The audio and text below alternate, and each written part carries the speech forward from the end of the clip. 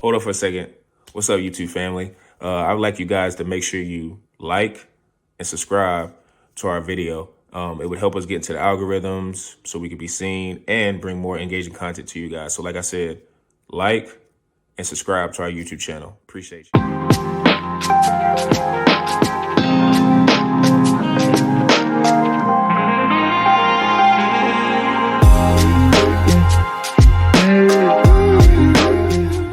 Another edition of the Pick and Dines podcast. I'm your host, per usual, Sean Tyson, here with Zhu and Peebush. How you fellas doing? I'm doing well, man. Got to take a little bit of Zoo's cash last night with that Florida win, man. I know we're going to dive into it, but that was a hell of a championship game. I actually like kind of like a battle-tested type game. I know everyone's looking for like a Bama Duke kind of game where they're putting up like 90 and 90. This is like true basketball, man. And like defense, we always talk about it. I don't think a lot of people had Houston making it. Sean, I know you had one of your brackets with Houston, but that is a defensive team through and through. They're a better version of a St. John's, more balanced overall as a team. But sometimes, man, you got to ride the hot hand. And that was Florida pretty much since the beginning of the SEC tournament. They've just been absolutely cruising. They haven't lost a game since, almost a month at this point. And then they took it home last night. They closed it out with less than a minute of gameplay leading that game. Unbelievable. Mm-hmm. Absolutely. Like, I got to give it to Florida, man, because in the beginning, I remember when we were discussing, like, picking our champion in the beginning of the tournament, I mentioned the algorithms love Florida for some reason. Like, I was like, the algorithms were heavy on Florida. I think consensus is more like Duke based on, I think, face value and the amount of NBA talent as far as Exeter. But based on performance in the regular season and the conference tournament, the algorithms liked Florida's offense and defense the best. And I was highly skeptical because it didn't fit my 20-year trend. And this is the first team in the last 20 years to defeat my trend, man. Yep. From week 4, week 6 AP polls. And I'm looking at it. And I'm still looking at why Florida wasn't ranked that high, even though through those weeks, they were undefeated. They were undefeated, and for some reason, even the people that are experts, they're picking these AP people, they didn't really have Florida as an elite ranked team, but clearly they were underrated in the beginning of the year, and clearly the experts underrated this team, and they finished strong. And it's not only they freaking didn't dominate any really game. All their games were relatively close. It reminded me of Sean, I know you like Todd Golden a lot. You were talking last week about how he was getting recommendations to coach at other places from his previous employers, right? His fellow peer coaches. But man, that play, you guys might remember it, out of a timeout, they were down 3, and Clayton had not gotten anything going. I think this might have gotten him going, but they ran that double curl screen. Oh, I know you're playing. And he just got wide open, beautiful look, best look he had all game. It's almost like Sampson tried to run something similar. If you notice, all 4 guys were up at the top for that last shot, and Sharp was down low, and he sprinted up, and they tried to like bubble screen, and Clayton just sprinted at him, and it was pretty much like. Are you talking about the open 3 ball? At the end of the game. But the curl screen, double screen action is kind of what they tried to do and mirrored what Florida had done to get Clayton going. But Florida just fought through. I thought their defense was actually the most impressive thing that game. Will Richard kept them in that first half. In the first half? I think he had 14. Yeah, it was just him. Points. It was just him. Absolutely just him. It's like, I think we do have to shout out Clayton, man. He had 7 assists and 5 boards. He was being he competed. Playmaker. Yeah. And what he was doing is he was pretty much saying, all right, if I want to be able to get my shots towards the end of the game, I have to make them respect my teammates. I'm going to get them the ball when they're wide open. And that ended up helping a little bit. I mean, he picked it up with like 7 minutes left in the game. When it mattered, he put up like 10, 11 points. Huge. But his playmaking and his crashing of the boards, I think, was actually the biggest thing because Houston dominated them on the offensive glass, but the overall rebounding was pretty even if you look at the numbers there. The difference was, and as Zhu, I think you mentioned this, Florida attacked the rim a lot more. They had 8 more free throws made, and their percentage was 17% higher. Right there, I mean, 81% from the line. It was like a 7 game of your life difference. 7 foul difference, and I know both of them were in foul trouble in the second half there. But Houston, I think, just got it's almost like they didn't expect Florida to test their interior, and Florida was like, we're just going to do it because you're closing out and guarding our perimeter extremely well. So, yeah, Clayton, man. He wasn't the scorer, but he was still the difference maker overall in every facet of this game. And it was a lot of adversity because I don't know if you guys remember when the center Chingelu, when he freaking smacked that ball up Yep. for that technical, that was a game because that was 2 free throws and more shots. Yep. Like to recover from that bonehead, you can't be slamming the ball like that. Like, what are you doing? Like, I thought that they freaking benched him to play right after because you cannot do that in a game like this. And they were able to get away with it because they were mentally tough.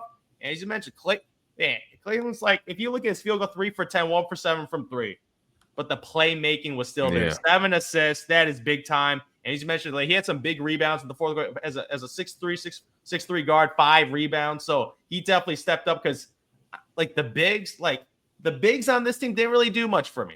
Like Condon's more sophomore guy supposed to be effective, wasn't impressive at all.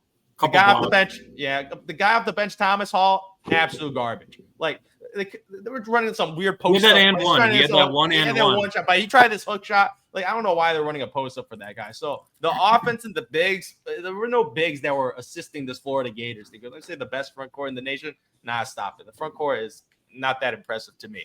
So for me personally, like Clayton definitely not having his best game and still contributing to other ways. That shows NBA teams like even if my shot's not falling, I contribute the game in other ways because I think he's a pretty good defender too. He's got the physical body where he could be a tough defender. So I like other aspects in the games where the shot wasn't falling but was able to impact the game in other ways. Yep, that's a point guard.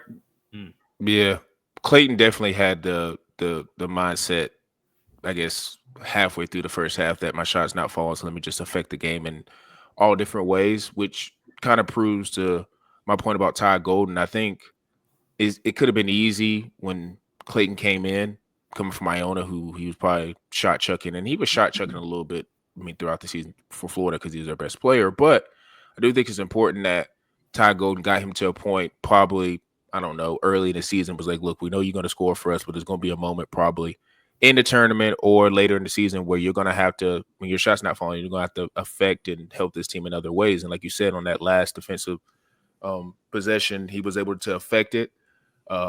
Also think too that Richard, like I think we mentioned it, he definitely kept them afloat in the first half. I mean, without him, I don't think Florida has a fighting chance.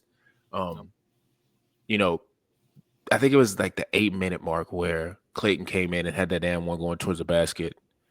You could just kind of see the relief on his face of like, okay, I saw the ball go in the hoop. And I think that kind of spearheaded him when he made that one critical 3. I don't know if they went up by 1 or tied it at that point. I think they went up when he made that. Yeah. So when he made that shot, I was like, okay, here comes who we, have known Clayton to be. And I will say this, man, like Florida's bigs are not, they're just not it. And I don't know if that's just because of Houston. Houston kind of like, again, they muck it up for everybody. But, Florida had a couple of chances where I think they might have been up or maybe had it tied, and their bigs did miss some bunnies down low. So I could kind of see where if you're a Florida fan watching the game, like, this is probably not our night, because even though I felt like Florida was competing on the other side defensively, keeping Houston out the lane, they just felt like Florida didn't have it down low, and with Clayton not playing well, you're just like, we don't have it.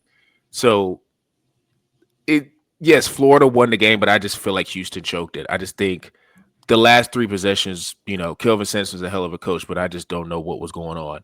We could speak to like Florida's defense, but I mean, even on that last play, I know the guy who had the shot, he made some big shots. He made some big shots. He knocked Duke out with that three-pointer. That was a massive shooter. 2 for 10, though. He was 2 for 10 last time when he took that shot. He made, and the 2 shots or whatever shots that he made were clutch shots.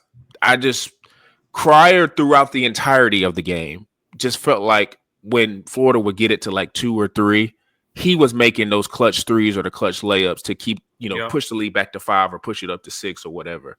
So I just would have rather seen an action for him. I felt like maybe the possession before that, Crier, it might have been when Florida went up 1 or tied it. Crier got the ball, and I think he tried to draw a foul, but he couldn't. They didn't give it to him, and he lost the ball, and they got possessions. It might have been when Florida was down 1. That was sharp again. Yeah. That one was the only one where I looked at Crier. I was like, you're trying to get the foul. Like, try to get a better shot, but I mean, he's a 5'11" 2 guard. I mean, it's just tougher. But I just would have rather seen him make that shot or at least attempt the shot because, I feel like he was the heart soul of the team.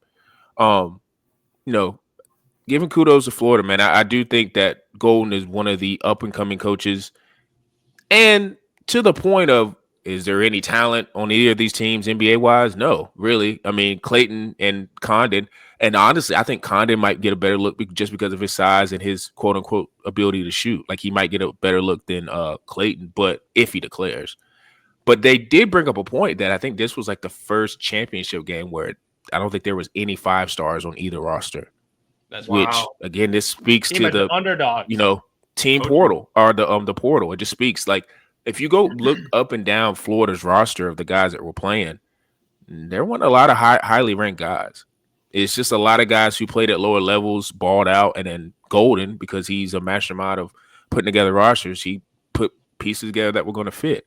So I will be interested. Just real quick, Sean. He made hell of second half adjustments the entire tournament. The amount of times that Florida was down at halftime and they stormed back, whether it was in the last 2 minutes or earlier in the second half, I got to shout that out because I said this last week. Sampson was the coach that I believed in the most. He had Houston 100% ready, pretty much saying, Clayton's not going to beat us. Who's going to beat us? They did their job on Clayton. I just think they weren't as battle tested. They did an excellent job on Clayton. Excellent. It just wasn't enough because, I mean, he's going to score eventually. And they were 33-0 when holding teams under 70 points. This is their first loss while holding a team under 70. Wow. Poor Sampson, man. You could just see it on his face when they didn't even get a shot off. He's just like, what? This is not what I drew up in the timeout. That's like people always talk about that. Like getting beat like that or getting blown out is like I probably just would rather get blown out because that type of losses, especially when you're talking about this tournament in specifically, it's not like the NFL playoffs where it's like, well, if you lose that way, it's like you only got, you can get back to the playoffs next year. You got 3 more games, get to the Super Bowl, whatever, or 2 more games, depending on your seeding. And this tournament is so herky-jerky, helter-skelter. You don't know if you're going to get back. Now, Houston has proven that they've been more of a power and have at least been like number 1 and number 2 seeds, so they have probably a better chance of getting back. But it's just like that type of game and how it ended. It's just like, man, it just puts you in a position where it's like all of that hard work that you did. And I know that happens every year for each team, but I just think for me, I'm a little bit biased because I just love Houston's the way they practice. I've been know that everybody kind of saw that leading up to the Final Four, the practice videos, but I've been on it. That's why I fell in love with them because they practice different. Kelvin Sampson obviously is a great coach, but and that matters. Like the loose balls, especially in this tournament tough. where you get extra possessions just by out hustling people, that's massive. Especially if you're not getting your shot go, you get an extra possession. That's worth so much. So I think every coach should do that, Joe. I always want they got a really good forward, or I think it's a center coming in next year that of course it's a big I think will help them. He's from Houston too, so I think it's a layup. But I don't know which one of their guards are coming back. I think Cryer might be out of eligibility, I think. But the Uzan guy might be still coming back, and maybe the guy that didn't get the shot off, he's coming back. But the thing about Houston is Kelvin Sampson has made it obvious whoever is their guards, they're going to be fine, and they're going to be tough, and he's going to have them right back in that position next year. So I think, and same for Florida, like, as much as Clayton and maybe Condon leaves, but I think how he is putting together rosters with Golden wouldn't be a shock if they're both back in the Sweet 16, Elite 8 situation. So kudos for, like you said, it was a good game. It was a great game to watch, and that's all you can really ask for, especially when there wasn't this year the Cinderella types where people were there was a lot of upsets. There were just a lot of number 1 seeds playing good ball, and I kind of predicted it, like with Houston, even though they were really close to pulling it off. I was like, that Duke upset is going to take everything out of them. I just knew it. I was like, at the end of the Florida game, because it took everything to get that Duke win. Like that comeback was insane. Yep. And it speaks to my theory. Like, I can't trust Duke. They were like, I don't know if they're gonna have a more talented team than this. Probably not. Like, it's like, dude, they were there. I don't know. It's like I'll tell you the guard play, which I heavily emphasize. Yeah, the guard is. The guards were terrible. Proctor's been terrible. Proctor had a good start of the tournament and really up to the Elite Really Eight. Like he's been really good in the tournament, but his career, he's been because he was a 5-star guard, but like his career has been up and down. So it's not surprising that he kind of, I don't want to say melted down, but wilted away. The ball, because the that thing with the guard is, I think he's a really good shooter. I don't think he's a great ball handler. Like a lot of, I don't know if you guys watch, like a lot of the plays, Cooper Flag is freaking dribbling the ball up like a point forward. Like they don't trust this guy handling the offense. They're asking Cooper Flag to handle the offense. And Zion James, that brother cannot pass a damn ball inbounds, man. Pass the Jesus, yeah, serious. Jesus Christ, man. That guy, like it was. And you know what? You saw the fear in his eyes of passing that ball. You saw the fear. And Zoo, I got PTSD when Clayton in the championship game overthrew that pass at the end. Oh yes, that got he's doing it again. That should have been a turnover. That should have been. And I was like, Houston's not getting this again. He traveled though, so they got Florida got helped twice. They missed that travel, and that was goaltending too. He got that. I agree. The goaltending, the travel. They because he took the third step because he got bumped to like, or else you're gonna fall over, right? And that's when he stepped out of bounds. So that the goaltending, I agree with you. That I don't know what the pass was. Yeah. I think that was just nerves. You're just let me just. He's like, don't remind me because he didn't somehow give me flash, but just let's just get this out. You're just nervous. I don't know. Like they gotta these coaches gotta be more creative, like getting some easy inbound plays because I feel like we've seen this a lot, especially the last two games I've watched with Houston. Like they get nervous, or maybe it's just this Houston defense where they can't really get much separation and they just that might be a combination. Yeah, but might be a combination. I gotta give props to Houston for forcing these really I was nervous plays, really bad passing. Like guard play Duke was the reason. Duke has had since their last Final Four run, or like championship game, right? They've had 32 5-star. It's unbelievable that they have not played in a championship game. And they're going to get more next year. They're going to get more. It's a trade. I don't listen. I like the Boozer twins. They not Coop, man. No, they not Coop. The 5-star, like the 5-star forward. That's like kind of like he looks like Carlos because the other one's a guard. He ain't got no shot creation like Coop. He's a night. He'll probably fill up the box score, but he ain't. It's just Broom. Duke. The thing is, they're going to have more bites at the apple because it's Duke, but.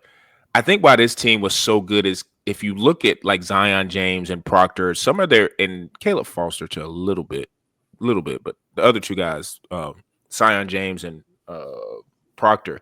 Proctor's been there for about 3 years. Zion James, I think, been in college for a little while.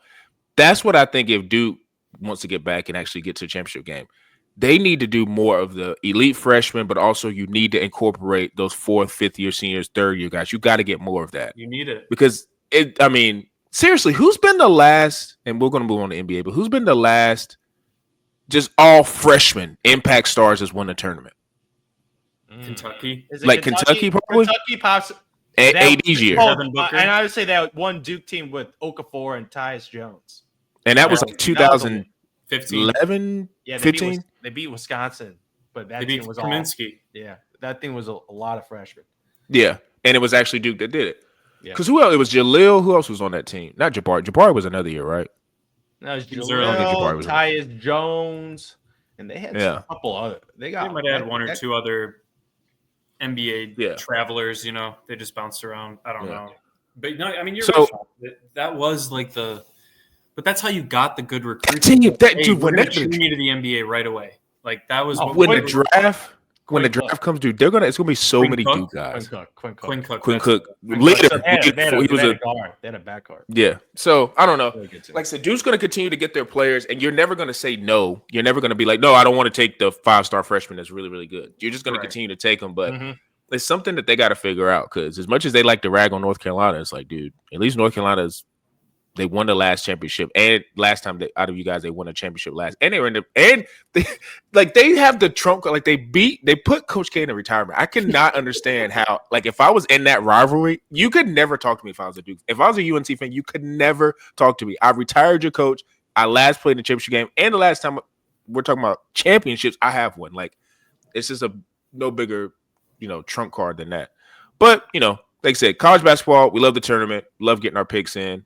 Next year, like I said, just being fully transparent. We usually don't pay attention until it's tournament time. So if you guys are looking for a podcast that wants to do full breakdowns of college basketball games, and I guess let's say November, December, you're not going to get it here, but we will be here for the tournament. So speaking of tournaments that are about to start, NBA, about some teams 3 games, some teams 4 games left in the season. And like we were talking about before the pod, Eastern Conference looks like a lot of it is sold up, but the Western still has Western Conference has a little bit of shuffling. So I wanted to ask the guys, what are some playoff matchups that you would like to see, whether it's the play-in or playoffs, and people just go ahead and get it started. Man, oh man. Looking over at the West, which this, to your point, Sean, 3-4 games, it is so tight, this race, that could change everything. I don't know the exact schedule of who's playing whom, but if there's some face-offs between some of these 3 to 6 seeds, there's going to be a lot of movement. But as of right now, I really want to see the Lakers play the Warriors in the first round, man. I just think this might be one of the last times that we get ESPN will go crazy, man, every single day. Man, come on. Silver the would, NBA. He would love that. The NBA. Come on, man. The NBA lives for media coverage. And potentially having the last time Steph Curry plays LeBron James in the playoffs could be this year. Very possible. That's crazy. What LeBron's doing. And let's be honest, this Warriors team, since getting Jimmy Butler, is no bum team, man. They are on fire. They're beating good teams. Hell, they might have even beat the Nuggets and sent their coach into potential early retirement for the season. I know he'll find a job eventually. He's a good coach. But, man, Pods, right? We talked about him a couple times. Nice young lefty that they got on the Warriors as well. I just think, one, for the storyline, of course, being able to watch Steph Curry face off with LeBron once again. But I think if there's a team that could give the Lakers, who is all about the JJ Redick show, and this is going to be the year. JJ, the Lakers got an elite coach, man. All in. Yeah. They have an elite coach, blah, blah, blah. But, man, they got to go up against Steph Curry and playoff Jimmy Butler. I ain't betting against playoff Jimmy. Man, it's been 5 years. I ain't betting against that man in the playoffs, man. I'm sorry. I'm not saying I'm taking them in like 5-6 games, but I think they could. That series could easily go 7 games for sure. It's obviously the Luka show. He's going to have to carry. Yeah, you got playoff Jimmy, but they got playoff Luka. Yeah, well, they also got Steph Curry, man, and I'll take Steph Curry over an aging. They got LeBron. I'll take him over an aging LeBron. Oh, stop it! Give me the king over the check right now. And then they have Austin Reeves. And then they have Austin Reeves. So Austin Reeves, man. Who's an all-star? He's I just want to see the storyline. Yeah, I'm with you. Especially if it would be crazy if this is the last one. Like if LeBron's like, okay, yeah, I'm done after the season. Like that would be crazy. That would be the lasting image of whatever that thing. So yeah, I agree. Let's be honest. I think LeBron is still a little PO'd that Steph Curry snuck in one more championship when he wasn't supposed to. I know that LeBron's more accoladed individual. But Steph Curry is the only guy, I think, even more so than – I know he was a teammate with Kevin Durant, but I think you can put accolades between Curry and LeBron. I think they're closer than LeBron and Durant, even though I think Durant is the closer overall player. You're talking accolades and accomplishments. Yeah. Steph Curry's right up there with LeBron in the most recent era, and he hasn't been in the league as long. So I just think this would be a great matchup. Good for the storyline in the NBA. And that's a good first-round matchup. Sometimes the NBA playoffs, man, we don't get good first-round matchups. I think the West this year is going to be a lot more jumbled, closer games. And for a 3 versus 6, I don't think this is an easy lock Lakers if that ends up being the first round matchup. Absolutely. Because right now, currently in the standings, there's a 2-game difference between 3rd and the 8th seed. Yep. 3 to 8. Crazy. From the 8th seed, they're all in the same exact spot. So every single game matters. Because if you're a 4th seed right now, if you lose one game, the other team wins. You go from 4 to 8 after one day. The Clippers, they moved up, right? They moved up real quick. Yeah, they're on a 4-game losing streak, and now currently they're the 5th seed right now. Yep. So for me personally, obviously I'm staying in the West because the West is just the most interesting thing ever. You took the Lakers and Warriors series, man. I can give you another one. Denver Nuggets, Minnesota Timberwolves rematch. Because last year that was one of the most entertaining series as far as the back and forth. Even though there are a bunch of annihilations on both sides of the court, but they don't got no love for each other. And every time they play, it is gritty, and it takes a Herculean effort every time Jokic plays against this roster because he's playing against Rudy Gobert, even though he cooks them for 60 points a game. But Jesus Christ, Denver Nuggets right now are falling like crazy. And even though the T-Wolves, the team I don't like much because of Julius Randle, I'm not a big Julius Randle fan. The Ant-Man has really stepped up his game in the last couple of games. Like, this Ant-Man has taken that step. Like, let's see how he can do in the playoffs right now. Because right now, like, because this roster, after losing Karl-Anthony Towns, I just think that was such a massive downgrade talent. So dumb. Like I know they're trying to save money on like the luxury tax, like all that reason, but like all the cap space reasons. But Ant-Man like needs space. Like, Ant-Man is the most double team guy in the NBA this year on pick and rolls. Like, he's the most double team because you got Rudy Gobert down there. You're gonna double off him. You're gonna double off Julius Randle. Like obviously outside of Mike Conley and DiVincenzo, like there's not many like elite shooter. Like McDaniels is an okay shooter. Not many elite shooters surrounding the Ant-Man. So Ant-Man kind of need to do everything for this roster and be a playmaker. And he's still not at that playmaker level. Yeah, he's averaging like 4 assists a game for this season. So for him to go against a Jokic right now, where Jokic is averaging a 30-point triple-double. 30, 13, and 10, and he's not going to win MVP because we got voter fatigue right now. That's the reason why. 30, 13, and 10. He's like, Jokic has won 3 MVPs, and this is his best year ever. Yeah. This is better than all his other years.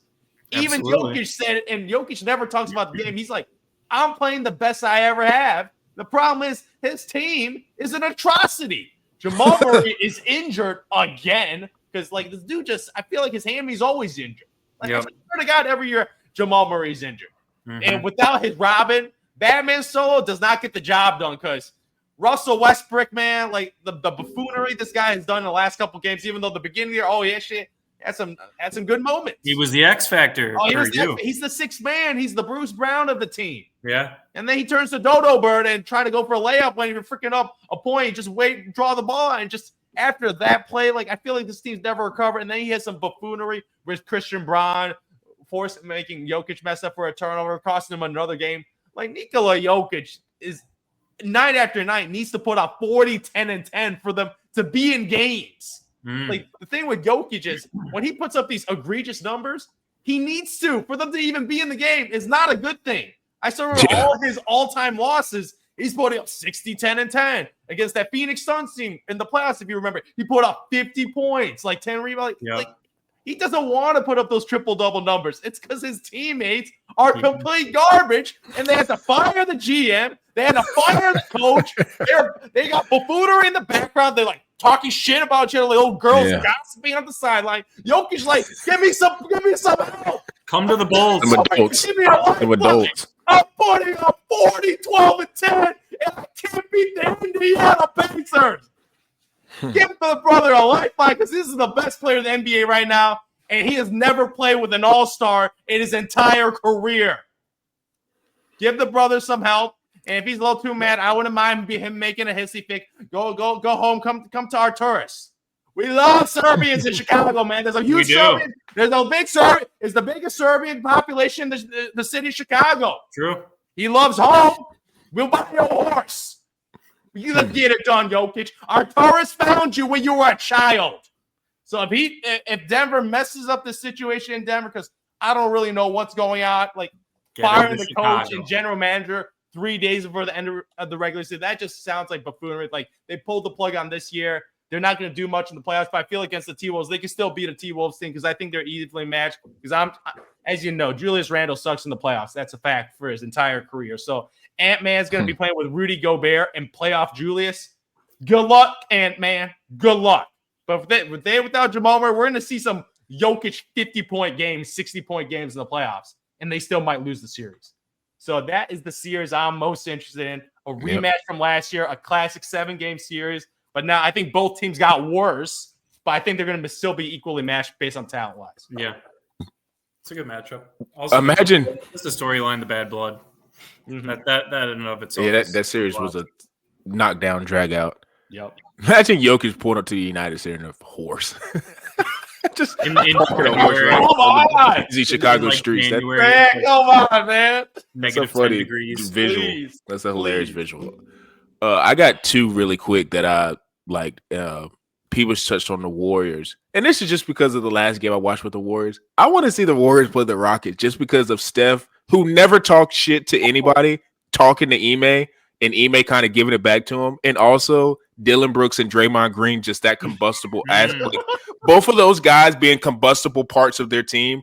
Just watching the series and seeing who ruins the series first. Like one of those guys are going to shift the series to where they're going to get out of control, do something crazy, and it's going to cost their team the series. So I would just love to see that. And also too, like, I mean, I know Steph only had 3 points in that game, but I mean, the Rockets with all those wing defenders, like with Thompson, like Braun and Luka, it's a little different because they're their size. But like with Steph, he's still 6'3", so like maybe it could give him issues. But just because there's just so many other not even really basketball reasons that I care about that series, is more so the subplots and the behind the scenes of like stuff that other teams could be doing in that series. I think would be interesting to watch. It's not likely to happen, but I would like to see it. And I'm not quitting the narcotic, man. I'm not quitting it. Who is it? Let me look real quick. If the Magic win their game and they get matched up with the Celtics, I just want to watch that series and see how it goes. I know they are offensively inept. I know. But, man, I just like a lot of the pieces that Orlando has, and they're not beating Boston. But I just want to see the series to see how difficult it would be for Boston, because out of all the teams in the East, like going down the list, I mean, the Pacers, Bucks are finished. Like Pacers, whatever, they're a good story. Maybe Tyrese turns into, I don't know, playoff Halliburton. He goes crazy. I'm not confident in the Knicks. The Pistons are whatever story. I don't want to say a cute story, but they're tough and gritty. Of course, we know about the Celtics, and the Cavs are number 1 seed. If you just look at like teams that are like the serious teams with the Cavs and the Celtics, everybody kind of feels like that's what's going to end up happening in the conference finals. But if we're looking at every other team that's in the not playoffs, but play-in as well, like the Magic have 2 legitimate guys. Like Wagner and Banchero are 2 dudes. Like there's nobody else in the play-in that has like, oh, those are like, these are other 2 guys. Like nobody else. The Heat don't have it. Your Bulls don't have it. Like Giddey he's okay, but like no. Like, and the Hawks have Trae Young, and I know he went on that run, but it started to feel like that was a flukish, the craziest runs of all runs that he got to, that he even got to the conference finals. Yeah. Like it's crazy that he did that. Yep. So just looking at a personnel wise, I just, if they take care of business and beat the Hawks, I just want to see how they match up with the Celtics. Because last year I kept saying it when last year I feel like they had a better offensive showing than this year. They can't shoot, and kind of thought KCP was going to fix that, and he didn't. And I don't know if Gary Harris is still on the team. They just don't have the shooters. They just don't, and they have to address that in the offseason, because if you want Wagner and Banchero to eventually work and keep those as your foundational pieces, you got to like Malik Beasley will be perfect for this team, but he's not on their team. Yeah. But you need a guy like that. You just got to have a bona fide shooter that could, and spread the floor out and make them even more, with Wagner and Banchero even more potent. So if they handle business and get to the second round, I think that will be an interesting series, because again, they just have a lot of wings. They have a lot of guys, big bodies. And, with Boston, part of why they dominate is, they really are a 3 and die team. Like if they're hitting a 3-point shot, they're going to blow you out. And if they don't, it's going to be a competitive game.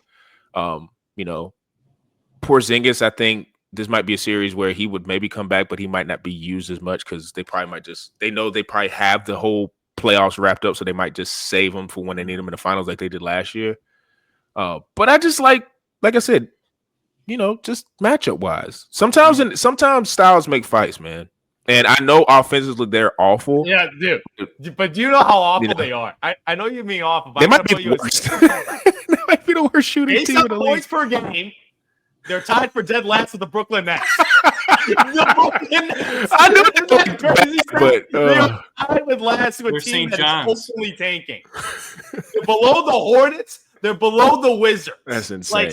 That's the point of perspective of how bad they're defensively. Where are they defensively? I would like to see. Defensively, they're elite. Top 5. Number 1 in points per game. There you go. So I'm telling you, they are St. John's. They are St. Yeah. John's. Yeah, you know what happened with St. John's? Yeah. No threat. St. John's didn't have a Banchero. Okay, so it's all relative. This is the NBA. Yeah. You get talent is like this, but yeah.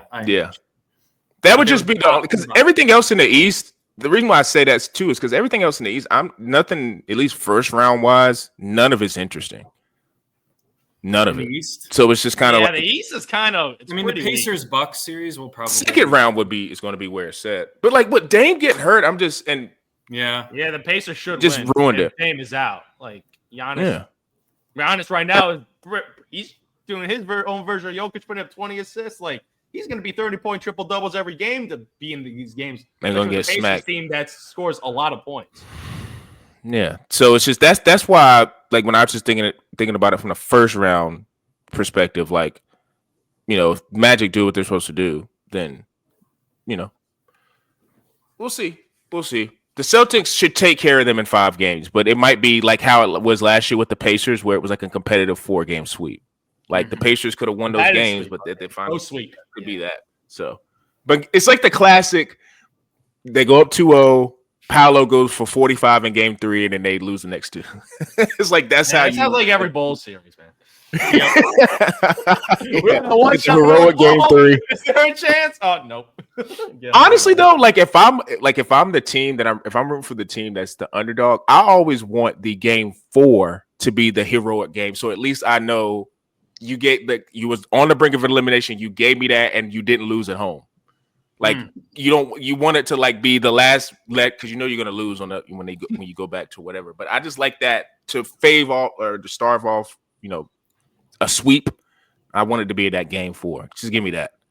But I don't know. West, I think obviously we know it's probably gonna be the most competitive, and honestly, just looking at the West, you can't outside the Thunder, you know. But if the Thunder get the Grizzlies, I don't know. Okay, stop. It's not gonna. Let's stop it now. You still gotta respect Ja, man. You gotta respect Ja, man. They just fired their coach too down there too. Yeah, they did. At They least did. they did it a little bit earlier. At least they did it a little earlier. I still don't know why they fired Jenkins. He's a good coach. Like I don't understand all these playoff coaches. I probably don't vibe with him.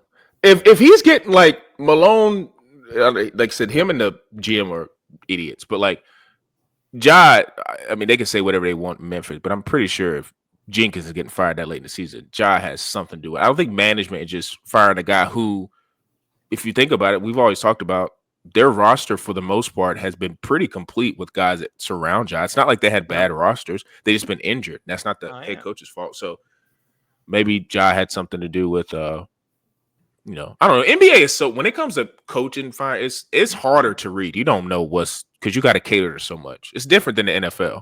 Usually when you get fired in the NFL, it's because you just can't. Your team sucks. It's not because you're just you know, you're not buddies with the star. It's just not how it works. So I don't know, but I am super excited for this playoffs to start. Cannot wait to watch the play-ins on both sides and see where all these teams land. So make sure you guys are tuning in. Like I said, we're going to be shifting more to basketball. If you look at the calendar, NFL draft is right around the corner. It's a lot of movement going on in the first round. A lot of teams thinking about who they're going to draft quarterback wise on the lines of scrimmage. Running backs is a deep class this year. So you guys are tuned into our podcast page, Tyson Talks _ YouTube, Quantro Knows. Make sure you listen to us on Spotify, Apple. If you're on there, give us a 5-star review so we get algorithms. And for me, Zhu and Peebush, we are.